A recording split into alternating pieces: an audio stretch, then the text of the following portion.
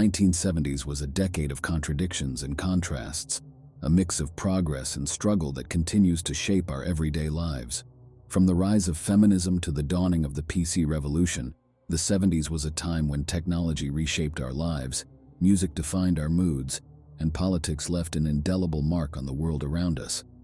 The 70s was also a great time for horror movies. Let's delve into the top 5 horror movies of the 1970s. Starting with number 5, Jaws. Amity Island, a picturesque seaside town, basks in the promise of the tourist season, but beneath the sparkling surface lurks a predator, one with a taste for human flesh. A young woman's idyllic late-night swim takes a horrifying turn, shattering the town's tranquility. Sheriff Martin Brody, a man accustomed to petty theft and family picnics, finds himself facing a primal fear beyond his jurisdiction. Closing the beaches is unthinkable for Mayor Vaughn, who prioritizes Amity's economic lifeline. Brody's pleas fall on deaf ears, forcing him to become an unlikely marine sleuth. Enter Matt Hooper, a young oceanographer whose enthusiasm masks a gnawing fear of the deep. Together they delve into the unknown, piecing together the chilling reality of a rogue great white shark. Their pursuit takes them from quaint harbor piers to desolate stretches of open sea. Each encounter with the unseen menace heightens the terror, escalating from fleeting glimpses to bone-chilling attacks. The once idyllic ocean transforms into a hunting ground, its vastness both alluring and terrifying. Jaws is more than just a summer blockbuster. It's a masterclass in suspense, expertly building dread through an iconic score and Steven Spielberg's masterful direction. The film explores the fragility of human life against the backdrop of nature's raw power, challenging our relationship with the ocean and its hidden dangers.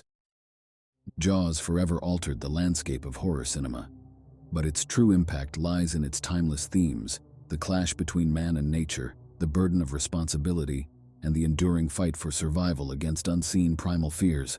Coming in at number 4, we have Carrie. High school, a place where teenage anxieties and insecurities simmer beneath the surface. Carrie White, a shy outcast burdened by an overbearing, fanatically religious mother, is on the precipice of womanhood. Bullied by classmates and ostracized from the social scene, Carrie's world teeters on the edge of unraveling. A glimmer of hope emerges when Sue Snell, a guilt-stricken classmate, invites Carrie to the prom. With the promise of normalcy and acceptance, Carrie begins to blossom, her once timidity replaced by hesitant optimism.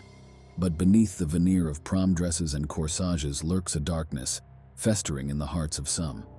A cruel prank orchestrated by the popular Chris Hargensen and her equally vicious followers transforms the night of celebration into a nightmare.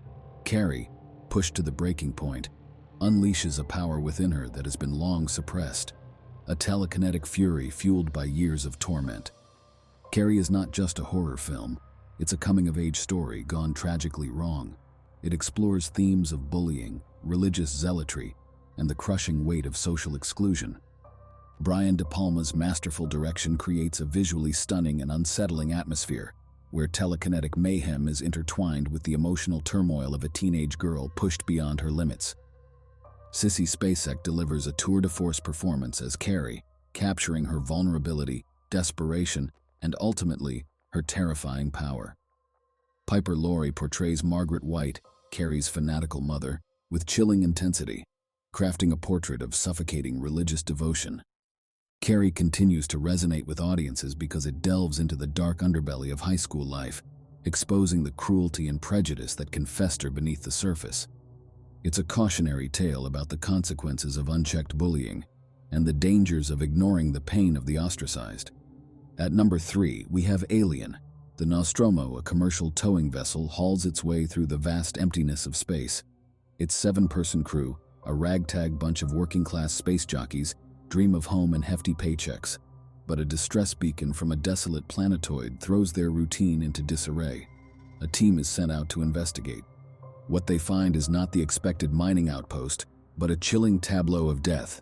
A fossilized creature, its chest ripped open, lies amidst scattered remains. A brood of translucent eggs nestles nearby, seemingly undisturbed. Curiosity drives them closer, oblivious to the horror it contains. Kane, the ship's executive officer, gets too close, and a parasitic creature erupts from within one of the cells, clinging to his face like a living nightmare. The crew watches in mounting dread as Cain undergoes a grotesque transformation. The parasite bursts free, a spindly, monstrous entity driven by a primal hunger. With each victim it claims, it evolves, growing smarter and deadlier, turning the cramped corridors of the Nostromo into a hunting ground. Ripley, the ship's warrant officer, emerges as the unlikely hero. Her pragmatism and resilience become the crew's only hope for survival. With each death, alliances shift, paranoia festers, and the line between human and monster blurs. Ridley Scott's masterful direction creates a hauntingly beautiful world of claustrophobic terror. Alien is not just a monster movie, it's a meditation on corporate greed, isolation, and the fragility of human life in the face of the unknown. It explores themes of motherhood and betrayal, forcing us to confront the primal fear of what lurks in the darkness, both within and beyond ourselves. Coming in at number 2, we have Halloween. Nestled amidst the idyllic facade of the seemingly peaceful town of Haddonfield, Illinois, whispers of a long-buried horror linger. 15 years ago, on Halloween night, 6-year-old Michael Myers brutally murdered his teenage sister Judith.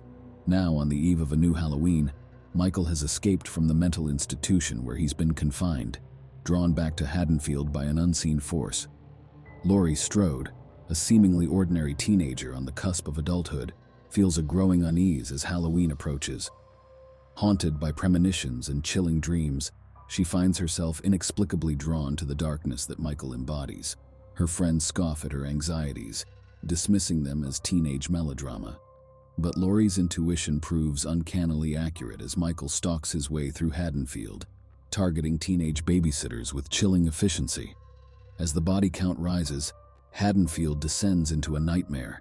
Laurie and her friends become unwitting prey, forced to confront their deepest fears and fight for their survival. Michael, a silent, masked figure driven by an unknown darkness, becomes an embodiment of pure evil, stalking his victims with relentless precision.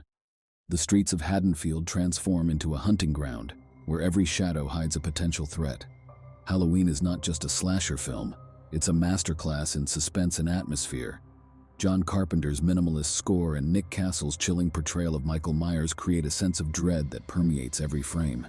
The film delves into themes of voyeurism, the fragility of innocence, and the darkness that can lurk beneath the surface of seemingly ordinary lives. Jamie Lee Curtis delivers a star-making performance as Laurie Strode, transforming from a vulnerable teenager into a resourceful and resilient survivor. Halloween's impact on the horror genre is undeniable. It redefined the slasher film, sparking countless sequels and imitators, but its true power lies in its ability to tap into our primal fears of the unknown and the vulnerability we experience in the face of unmitigated evil. And now the part we've all been waiting for, our #1 horror movie of the 1970s, The Exorcist. Chris McNeil, a renowned actress, and her daughter Reagan settle into their temporary home in Georgetown. What starts as playful taunts soon twists into unsettling pronouncements, objects move on their own, and Reagan's laughter contorts into guttural growls. As Reagan exhibits increasingly disturbing behavior, medical diagnoses fail to provide answers.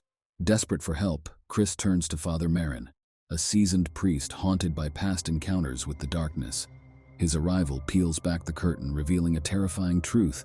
Reagan has become the vessel for a malevolent entity. The exorcism chamber becomes a battleground for the soul. Father Merrin, scarred by past failures, grapples with his faith while Father Karras, a conflicted priest, confronts his demons.